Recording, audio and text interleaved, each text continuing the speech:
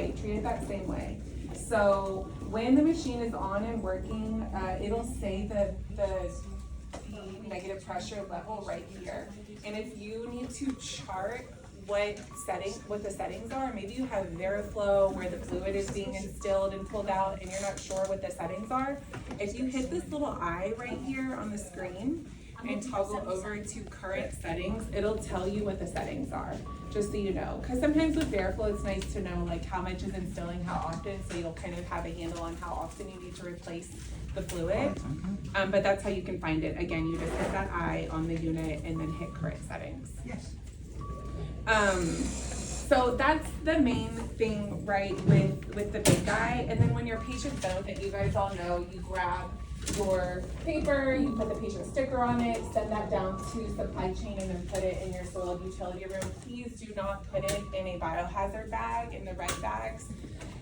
Take off the canister, chunk that, and then you can either put it in a clear bag or set it on the shelf. Most people like to just set it on the shelf, which is perfectly fine, and then our service team will come pick it up.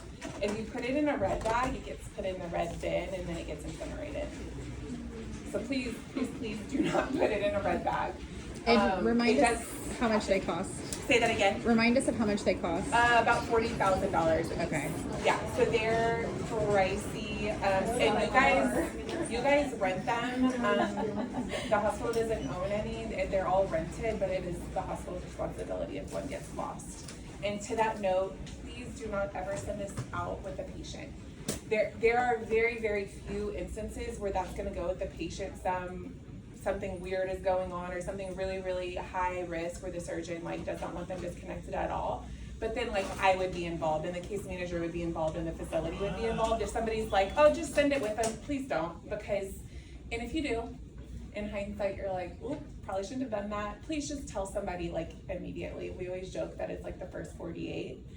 The faster we know that the wound vac is gone, the more easy it is to track down. So if one does get sent out, please just let somebody know so that we can help find it, because we will drive over to the SNF and grab it, or whatever we have to do to help track it back down.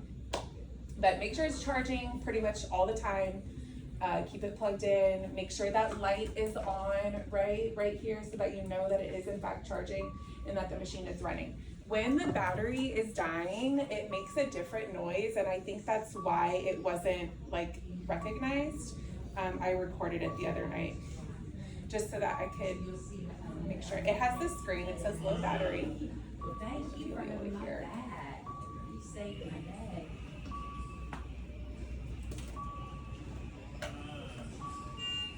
So that's the noise that it makes when the battery is low. It's not as annoying of an alarm as it is when it's a leak or a blockage. You're watching the Spurs game when I was doing that.